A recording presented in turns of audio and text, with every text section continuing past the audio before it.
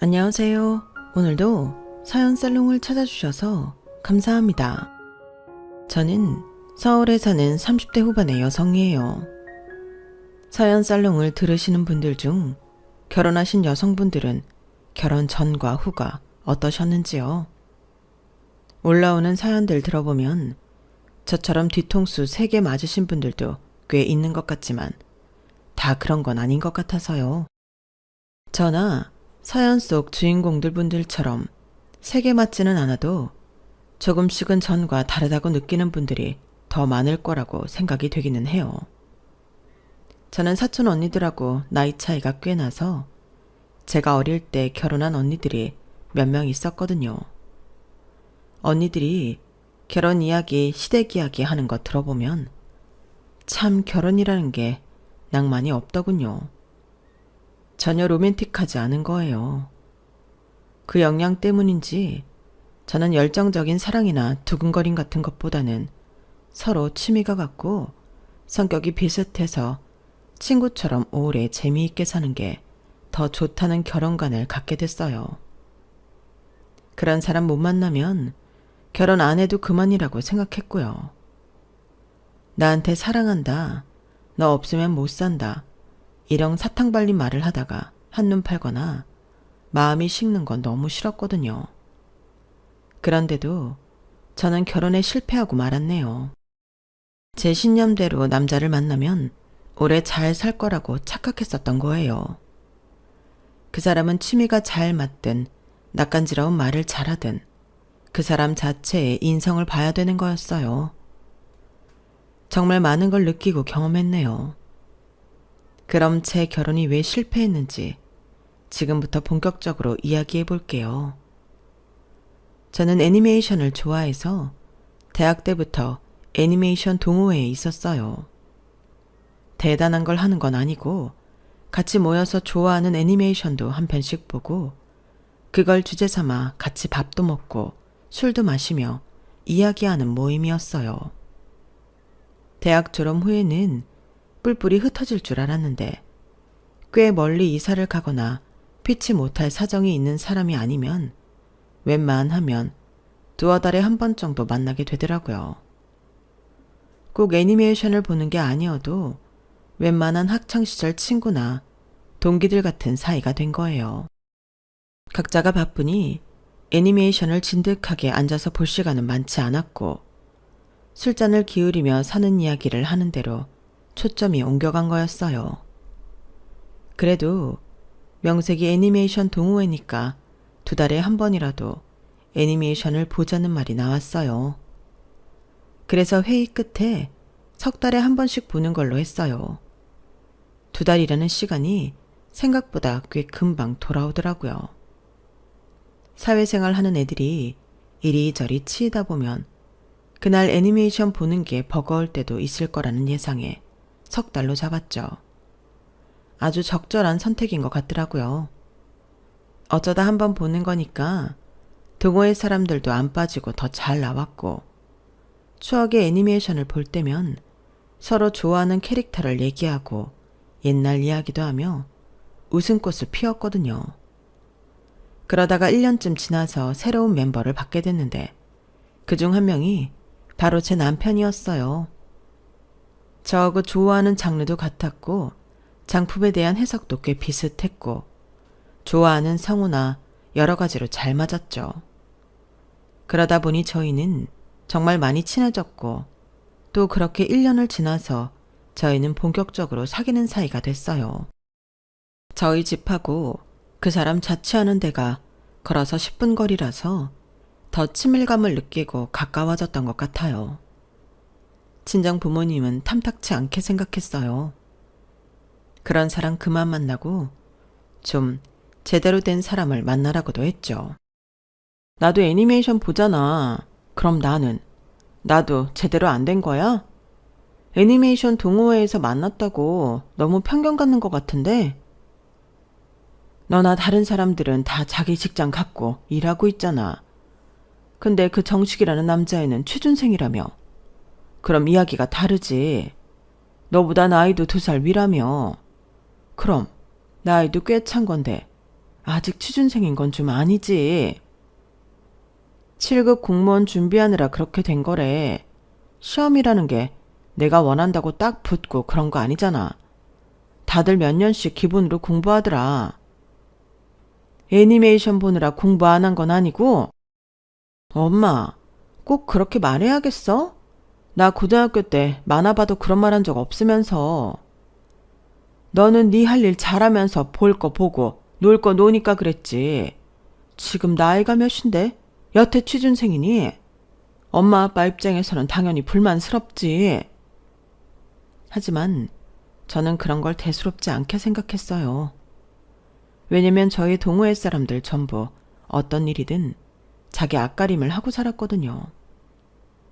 남편도 남들보다 늦어지는 것뿐이지 자기한테 맞는 일을 찾으면 잘 해내갈 거라고 믿었어요. 아마 제 주변에 자기 인생을 나태하게 사는 사람이 없었기 때문에 막연하게 저나 제 지인들처럼 할 거라 여겼던 거예요. 지금 돌이켜보면 엄마 아빠가 애니메이션 동호회 사람이라는 편견이 있는 것 같아 애니메이션 동호회 사람들은 무능하지 않다고 우기고 싶었네요. 그게 남편에 대한 믿음으로 이어졌고요. 어리석었죠. 어쨌든 당시에 남편은 저와의 결혼을 위해서 공무원 시험 공부를 관두고 직장을 알아봤고 꽤 괜찮은 전자계통 회사에 들어가게 됐어요. 오빠는 해낼 줄 알았어. 이거 봐. 자기가 맞는 일 찾으면 바로 되는 거라니까. 그러게 진작에 공시 때려치고 일반 회사 취직할 걸 그랬다. 허송세월한 것 같고 좀 열받네. 이제 그동안 힘들었던 거 다 보상받을 거니까 걱정하지 마. 남편이 머리가 나쁜 사람은 아니었어요.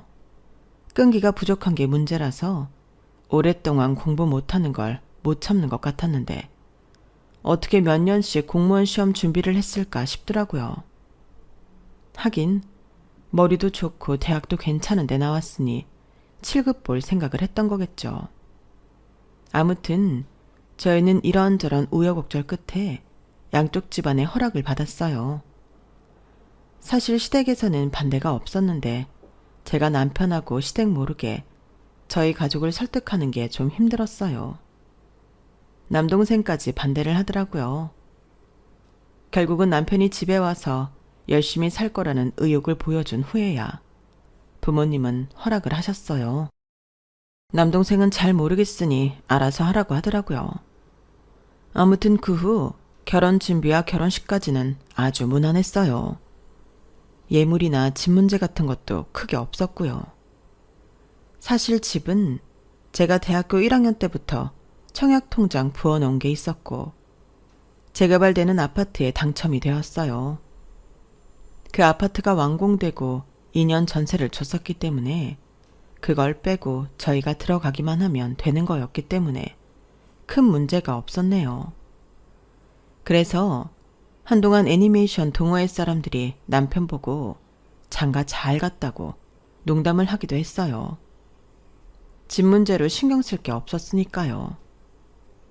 아무튼 그렇게 신혼생활을 시작하고 4개월 정도 됐는데 남편이 회사에서 다른 지역으로 발령이 났어요. 저는 지방 대도시로 가라고 했다는데 남편이 처음엔 좀 반발을 했나 봐요. 그랬더니 2년 후에 돌아오면 팀장 자리를 준다고 했다나요. 그쪽에 인재가 없어서 그러니 남편더러 가서 기반을 좀 잘 닦으라는 취지였대요. 아 진짜 결혼한 지 얼마 안 되는 사람을 지방으로 보내는 게 어딨어. 지은이 너도 직장이 있고 움직일 수 없는데 완전 강제로 주말부부 만드네. 이러니까 우리나라 결혼 인구가 안 느는 거야. 남편은 요즘 결혼 비율까지 들먹이며 화를 냈지만 저는 냉정하게 생각했어요. 오빠, 2년 후 돌아와서 팀장이면 나쁘지 않잖아. 오빠 나이가 적은 것도 아닌데 지방에 연봉 올려주는 조건으로 보낸다며. 그러면 오빠를 그만큼 인정한다는 거고 들어간 지 얼마 안 돼서 꽤 평가받고 있는 거잖아. 우리 미래를 생각해서 침착하자. 야 김지은, 너는 나랑 주말 부부 되는 건데 그렇게 말하냐? 사람 섭하게. 나도 5일 떨어져 있고 그러는 거 속상해. 근데 좀 더 길게 보자는 거야. 어차피 이미 발령은 났고 그거 안 가면 뭐 회사 관둘 거야? 아니잖아. 그냥 우리 둘이 만났을 때 더 재미있게 지낼 생각해보자. 연봉 늘면 우리 돈도 더 빨리 모으고 여러모로 좋지 않겠어? 어떤 상황이든 긍정적으로 생각해보자는 거야. 남편도 점점 저의 말에 수긍을 하더니 알겠다면서 이왕 이렇게 된 거 돈이나 왕창 벌게 야근도 빡세게 해서 인센티브 받는다고 하더군요. 남편이 서울에 못 올라올 때에는 제가 내려가는 걸로 하고 저희는 주말 부부가 되었어요. 일주일에 5일은 서로 영상통화를 하며 안부를 확인하고 주말에 만나니 확실히 매일 얼굴 보고 사는 부부보다는 덜 싸우는 것 같더라고요. 지인들한테 신혼 때부터 싸웠다는 말들을 많이 들었는데 저희는 안 그랬으니까요. 그렇게 1년하고 3개월 정도를 보냈어요. 그 즈음부터 남편이 주말에 안 올라오는 일이 많아지더라고요. 저는 당연히 회사 일 때문이라고 생각했고 남편도 그렇게 말했어요. 저도 회사 생활을 하는 사람이니 충분히 이해할 수 있는 일이었고요. 그러다가 주중 영상통화도 뜸해졌고 카톡도 전보다 많이 주고받지 않게 됐어요. 저는 남편의 생활이 이것저것 궁금한데 남편이 대답도 단답형으로 하고 제 일상에 대해서도 듣는 둥 마는 둥 하는 게 느껴졌죠. 저는 혹시 무슨 일 있냐고 물었어요. 일은 무슨 일? 요새 진짜 회사가 바빠서 내가 피곤해서 그래. 아무것도 아니야. 이런 일 다 정리되면 전처럼 자주 통화하자. 친구들은 1년 넘었으니 권태기가 온 거라고 하더라고요. 무슨 권태기가 그렇게 빨리 와? 1년이면 빠른 것도 아니지. 요즘은 몇 달 만에 시들해지는 사람들도 많아. 친구들이 그렇게 말하니 저는 괜히 마음이 불안해지더라고요. 그래서 한 번은 제가 주말에 내려가겠다고 했죠. 안 내려가 본 지 좀 됐거든요. 남편이 주말까지 이런저런 약속도 있고 일이 있다고 해서요. 그러자 남편은 지금은 오지 말라고 하더라고요. 내가 이번 주는 집에 없거든. 상사하고 다른 지역 출장 가야 돼. 야, 나도 미치겠다. 이거는 개발자한테 무슨 시장 동향까지 살피라고 그러냐? 에휴, 나도 얼른 올라가든가 해야지. 서울 갈 날만 기다린다. 남편은 일요일 밤 늦게 온다며 저더러 조금만 참으라고 하더라고요. 알겠다고 했지만 자꾸 친구들이 말한 권태기라는 단어가 떠올랐어요. 그래서 결국 연차를 내고 월요일 저녁에 도착하는 KTX를 타고 무작정 남편 회사 앞으로 갔죠. 저를 본 남편은 무척이나 당황하며 어쩔 줄 몰라 했어요. 아니, 말도 없이 어떻게 왔어? 회사는 어쩌고? 연차 냈지. 오빠 얼굴 너무 못 본 것 같아서. 남편은 정말 곤란한 표정으로 잠시 생각하더니 이렇게 말했어요. 아, 근데 진짜 내가 오늘 집에 늦게 들어갈 것 같아. 미리 회의 잡아놓은 게 있거든. 회사에서 하는 건 아니고 다른 회사랑 합작하는 문제라서 저녁 먹고 나서 이야기가 진행될 것 같아. 어쩌지? 여기까지 왔는데. 그러게 오기 전에 얘기라도 하지 그랬어. 남편이 너무 곤란해하는 걸 보니 제가 잘못한 것 같아 이제는 제가 어쩔 줄을 모르겠더라고요. 하는 수 없이 저 혼자 남편이 자취하는 방에 가 있었어요. 남편은 밤 12시 가까이가 다 돼서 왔고요. 피곤해 지친 모습에 저는 말도 제대로 걸 수가 없었어요. 다음날 남편은 저를 기차역까지 바래다 줬어요. 미안해 오빠. 나는 요즘 통 오빠랑 대화도 잘 못하고 해서. 나 이제 곧 회사 그만두고 본격적으로 내 사업할 거야. 동생이 하는 거 옆에서 거들기만 했던 거. 그래서 더 바빠지기 전에 자주 보려고도 했지. 아, 그랬어? 그 화장품 사업 벌써 자리 잡은 거야? 대단하네. 내가 몇 번 톡으로 얘기했잖아. 기억 안 나? 톡 안 보고 읽음 표시한 거야? 아니야. 기억나. 읽었지. 내가 요새 너무 바빠서 정신이 없다 보니까.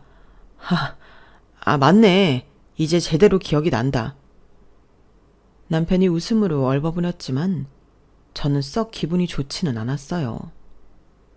제가 남동생과 함께 화장품 브랜드를 만드는 건 오랜 꿈이었고 그 얘기는 사귈 때부터도 되게 자주 했었거든요.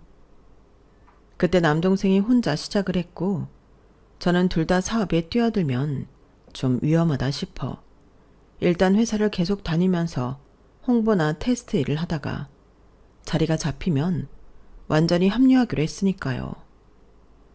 그리고 이제 그때가 다 된 거였죠.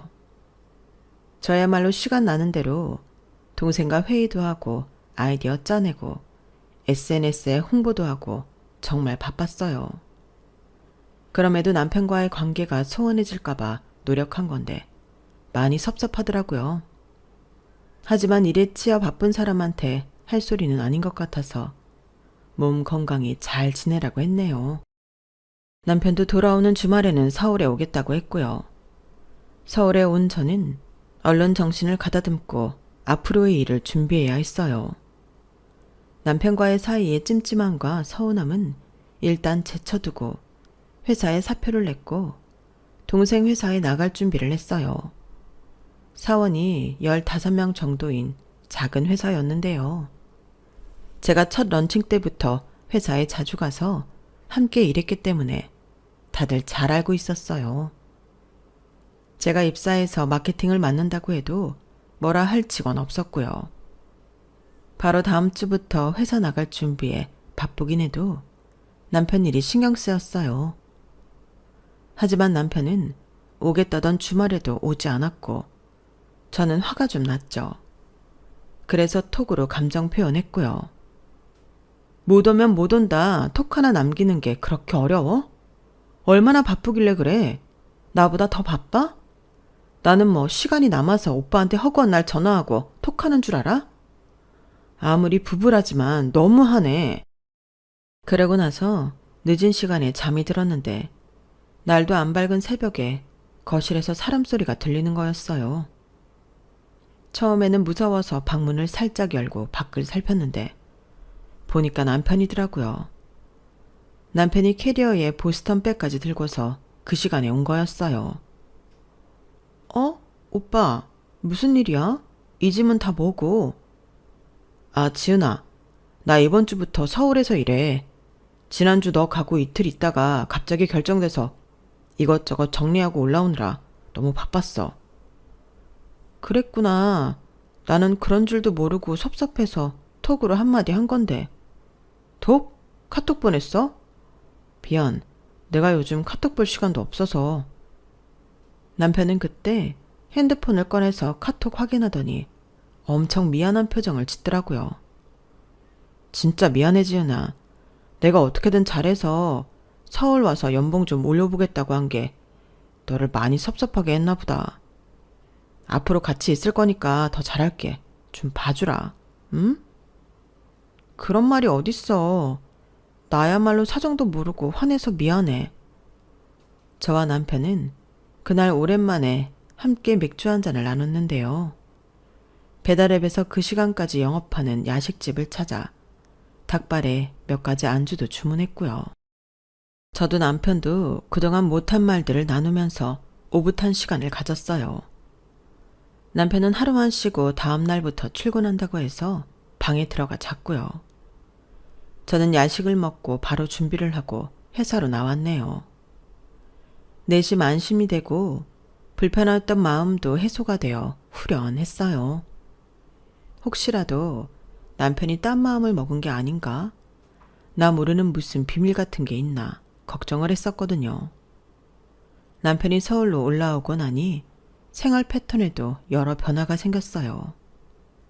남편은 지방에 있을 때처럼 야근이나 경무에 시달리지 않고 제 시간에 퇴근을 했는데 오히려 제가 늦게 들어가는 날이 많아져서 남편을 기다리게 하는 날이 많아졌죠. 그럼에도 남편은 한 번 불평도 하지 않더라고요. 저는 미안해서 쉬는 날에는 남편이 좋아하는 음식도 직접 만들고 더 잘해주려고 노력했어요. 그렇게 2달 정도 지났을 때였어요.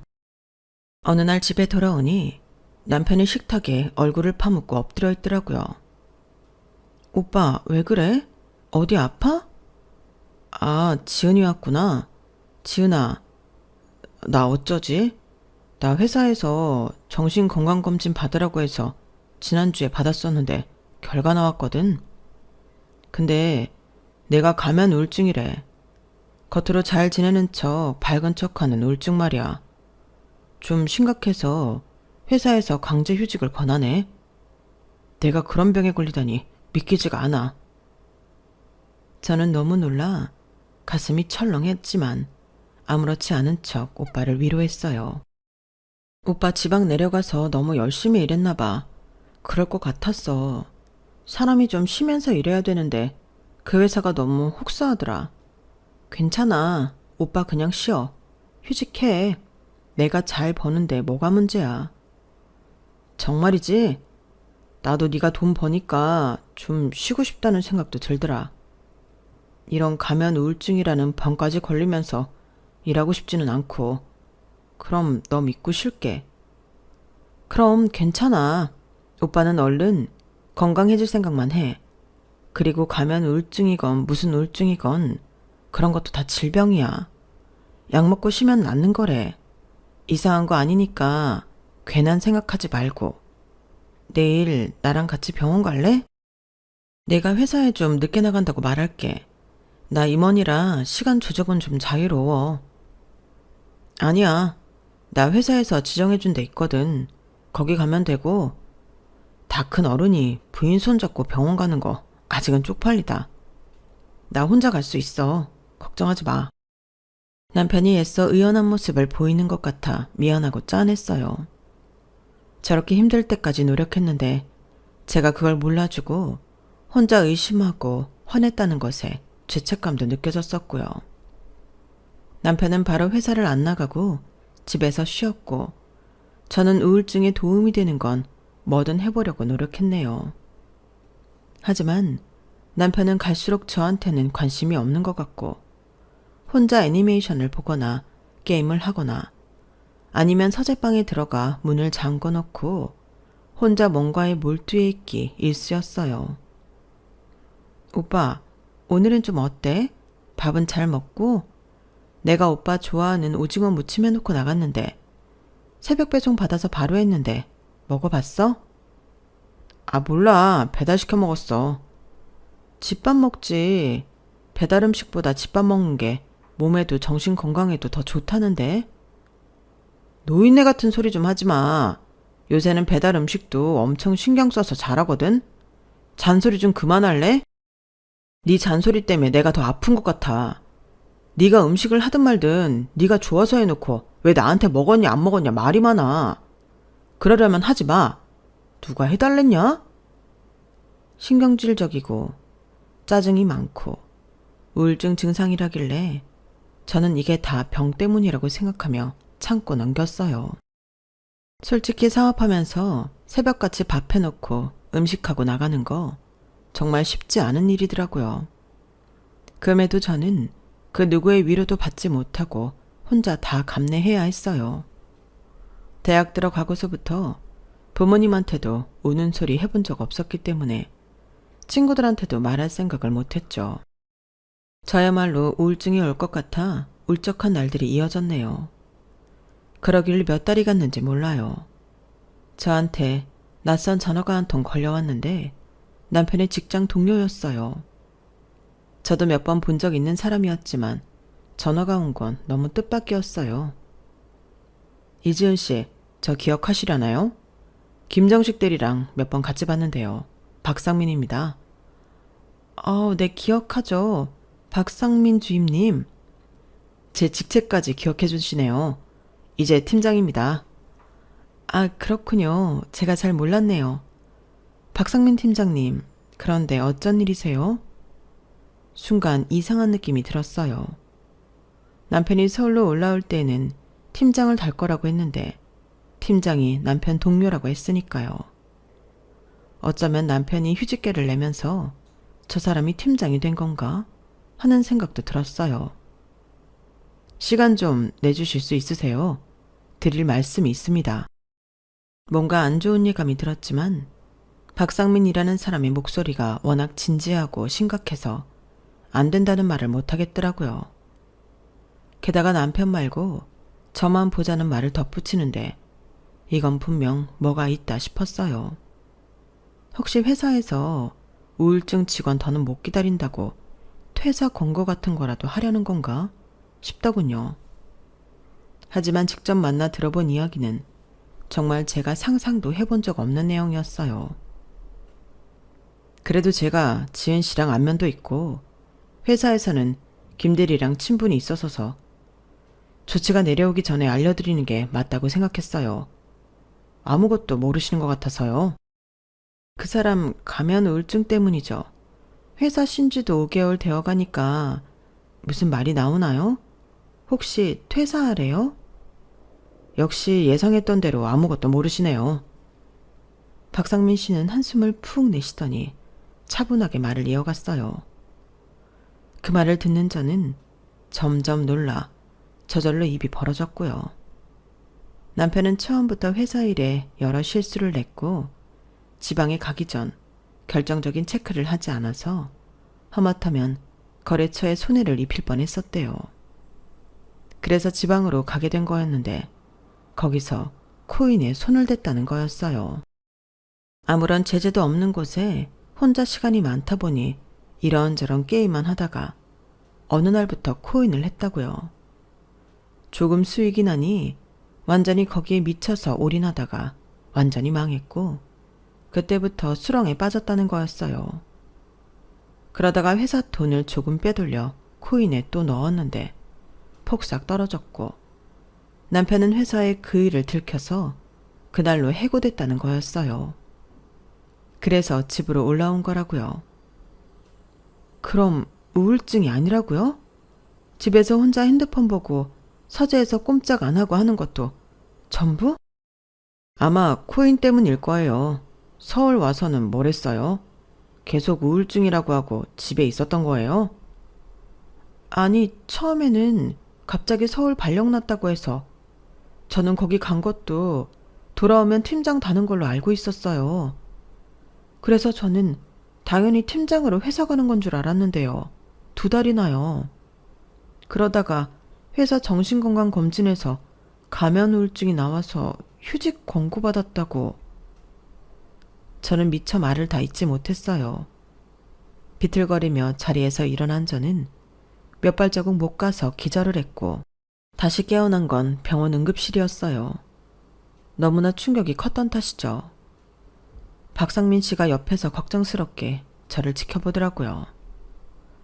제가 괜한 이야기를 한 것 같아 너무 죄송합니다. 아니에요, 팀장님.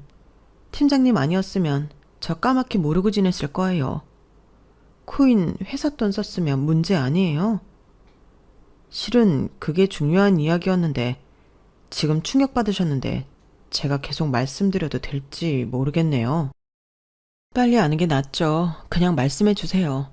저는 동생 불러서 집에 가면 되니까 걱정 마시고요. 그렇게 들은 이야기는 회사 법무팀에서 곧 남편한테 고소장을 보낸다는 거였어요.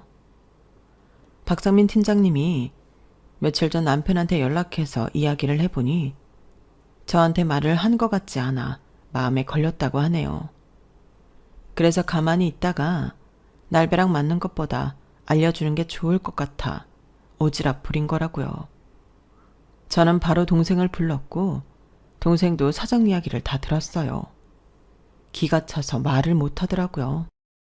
동생은 나를 태우고 친정으로 갔고 그 이야기를 들은 친정 부모님도 화가 나셨지만 일단 저부터 몸을 추스르게 한다며 방에 재우시더라고요. 잠결에 들어보니 동생과 친정 부모님이 대책회의를 하는 것 같았어요. 결과야 뻔하죠. 저와 남편이 이혼하는 거고 정신적 손해배상까지 받아내자는 말이 나왔어요. 냉정을 되찾은 저는 일단 집에 가서 짐을 챙겨 나오겠다고 했어요. 한 걸음 옮기는 게 너무 힘들었지만 저는 이를 악물고 택시를 타고 집으로 왔네요. 집에 들어갔더니 남편은 거실 소파에 앉아서 TV를 보고 있었어요.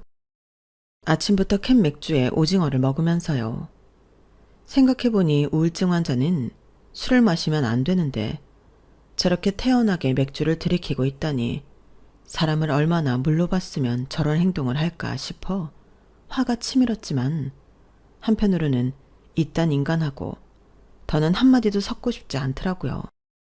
여태껏 저를 속이고 이용해 먹은 걸 생각하니 그간의 애정도 미안함도 싹 사라지고 머리끝부터 발끝까지 징그럽고 꼴보기 싫었어요. 그 인간을 앉혀놓고 따지고 들 생각조차 안 들더군요. 들어봤자 뻔한 변명 아니겠어요? 어차피 나를 또 속일 거 그런 말 들어 뭐하겠나 싶더군요. 정말이지 타임머신이 있다면 결혼하기 전으로 돌아가 과거의 저한테 절대 결혼하지 말라는 충고를 해주고 싶을 뿐이었어요. 저는 남편이 서울에 와서 팀장을 달고 집안 가장 노릇을 충실히 하기 위해 경무에 시달리다가 병을 얻은 줄로만 알았어요. 바보같이 완전히 속고 있었던 거예요. 남편이 어떤 변명을 하더라도 저를 속이고 회삿돈 횡령한 것도 말하지 않고 지금까지 저렇게 버티고 있다는 건 더 이상 잘해볼 건덕지가 하나도 없었어요. 제가 대충 짐을 챙겨 나오니 남편은 이미 자기 방으로 들어갔더군요. 저는 아무 말도 안 하고 집을 나왔어요. 그리고 친정으로 가서 변호사를 선임해서 바로 이혼 절차에 들어가기 위해 처리에 들어갔죠. 남편 동료인 팀장님도 증언을 해주겠다고 했고 남편 회사에서 돈을 횡령한 자료도 다 받았고요. 다음날 남편이 저한테 어디 갔냐며 출장이라도 간 거냐, 자기 그러면 본가에 있다가 오겠다 그런 문자를 보내더군요. 저는 남편이 나간 후에 바로 집에 들어가 남편 방을 뒤져서 코인 한 증거를 찾았어요. 보니까 남편 쓰던 노트북이 증거가 될 것 같아 그냥 통째로 들고 나와버렸네요. 그렇게 저는 제가 할 수 있는 걸 다 했고 변호사 사무실에서는 제 이혼 서류 작성에 착수했어요. 남편 노트북에 그동안 코인 하느라 접속했던 기록이며 거기서 손해본 걸 채우겠다고 인터넷 포커판에 들어갔던 기록까지 다 나왔어요. 방구석에 들어앉아서 할 수 있는 도박 같은 건 다 한 것 같더군요. 저를 앞에 두고도 혼자 핸드폰만 들여다보며 정신이 딴 데 팔려 있었던 건 우울증 때문이 아니라 이런 짓거리를 하느라 그랬던 거였어요. 왜 한 번도 남편 핸드폰을 들여다볼 생각을 안 했을까? 이렇게 작정하고 들여다보면 다 나오는데 나는 그동안 뭘 한 거지? 저 자신이 너무 바보 같고 모든 게 후회스럽더라고요. 정말이지 저야말로 우울증 증세가 나타나서 병원에까지 가야 했고 저는 친정 식구들이 말한 대로 이런 정신적 피해 보상까지 다 받기로 했어요. 로펌에서는 법원에 소장을 접수했고 얼마 안 있어 남편은 소장을 받아들고 득달같이 저한테 연락을 했더군요. 제가 집을 나와 있는 그 시간 동안 단 한 번도 연락한 적 없으면서 말이에요. 야, 이지은, 이거 뭐야? 이혼? 대체 어떻게 된 거야? 너 출장 간 거 아니었어? 어쩐지 출장 기간이 너무 길다 싶기는 했는데 뒤에서 이딴 거 꾸미고 있었어? 대체 뭐야? 뭐긴 뭐야. 네가 네 입으로 말했잖아. 이혼 서류야. 아니 그러니까 이게 웬 아닌 밤중에 홍두깨냐고. 그런 말도 할 줄 알아? 하긴 네가 머리는 좋고 아는 건 많지. 이상한 대로 발달해서 그렇지. 야, 빙빙 돌리지 말고 제대로 말해. 내가 너 하나 잘 먹여 살리겠다고 일하다가 우울증 걸리니까 이제 와서 나 팽하는 거야? 그래? 어디서 그딴 말도 안 되는 거짓말을 하지? 내가 아무것도 모를 줄 알았어? 세상이 김정식 네 뜻대로 돌아갈 줄 알았냐고. 네 뜻대로 돌아갔으면 코인이 떡상해서 네가 대박이 났겠지. 계속 망하다가 회사 돈까지 손을 대고 쫓겨나는 게 아니고. 그런데도 나를 속일 수 있다고 생각하고 그런 말을 하는 거야? 말을 하던 저는 분노가 치밀어 올라 마지막에는 버럭 소리를 질렀어요.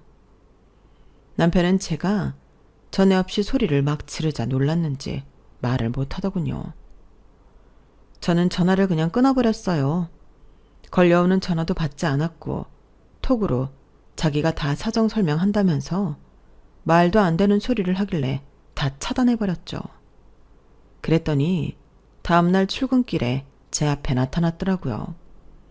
자기랑 얘기 좀 하자고 사정을 하길래 저는 근처 카페로 들어가서 남편이 자리에 앉자마자 바로 그 앞에 그놈이 코인 접속하고 포커판까지 들어갔던 기록지 복사한 것과 남편 회사에서 보낸 고소장 복사한 걸 집어 던졌어요.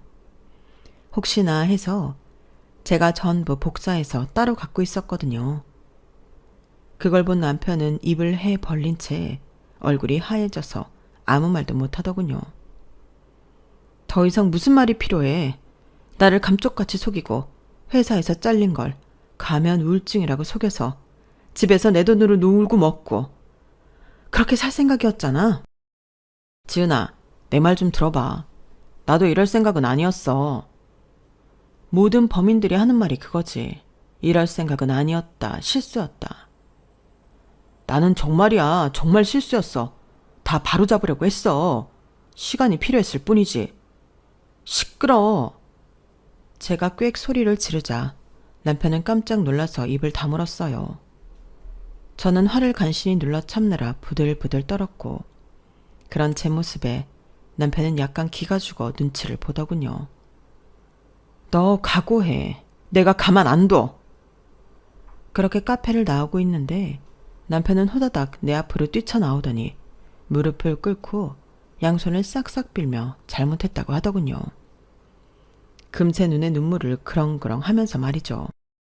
미처 말 못한 거 정말 미안해. 내가 잘못했어. 그래, 다 내 잘못이야. 내가 잘못 안 했다는 거 아니야. 근데 그냥 이렇게 끝내지는 말자. 우리 서로 좋아해서 한 결혼이잖아. 어? 나 이혼 못해. 이혼하기 싫어. 너 앞날을 생각하면 이혼하고 싶지 않겠지. 나는 내 앞날을 위해서 이혼해야겠어. 나 정말 실수한 거야, 실수. 사람이 실수는 할 수 있는 거잖아. 내가 혼자 지방에 있다 보니까 너무 지루해서 그래서 어쩌다 코인에 손댔는데 이런 결과가 나올 줄은 꿈에도 몰랐어. 나 한 번만 봐주라. 어? 지은아, 제발 부탁이야. 너, 네가 너무 구차하지 않니? 너 자신이 싫지도 않아? 내가 잘못했어. 제발 한 번만 다시 생각해줘, 지은아. 우리 같이 살자, 어? 김정식, 너 저리 꺼져. 그리고 저는 이렇게 덧붙였어요. 그동안 내가 오래 참았는데 오늘 중으로 내 집에서 네 짐 다 빼라. 네 돈으로 사들고 들어온 물건들을 다 갖고 나가. 재수 온 붙을까봐 쳐다도 보기 싫으니까. 오늘까지 정리 안 하면 나 쓰레기 수거 업체 불러서 다 버릴 거니까 그렇게 알아. 그걸 마지막으로 저는 법정에 갈 때까지 남편을 보지 않았고 제 결혼 생활은 막을 내렸어요. 저한테 깔끔하게 자기 잘못이라는 말도 못하고 이런저런 변명만 해대던 남편을 보니 내가 정말 사람 잘못 봤구나. 인간 말종이구나 하는 생각만 들더라고요. 물론 사람이 실수는 할 수 있어요. 누구나 살다가 잘못된 길에 들어설 수도 있고요. 하지만 가장 가까운 가족, 그것도 부부 사이에 신의를 저버리는 건 있을 수 없다고 생각해요. 남편이 끝까지 말 안 하고 저한테 빌부터 잘 생각이었던 건 이혼 소송 중 법정에서도 다 드러났어요. 그런 사람에게 뭘 더 바라겠어요.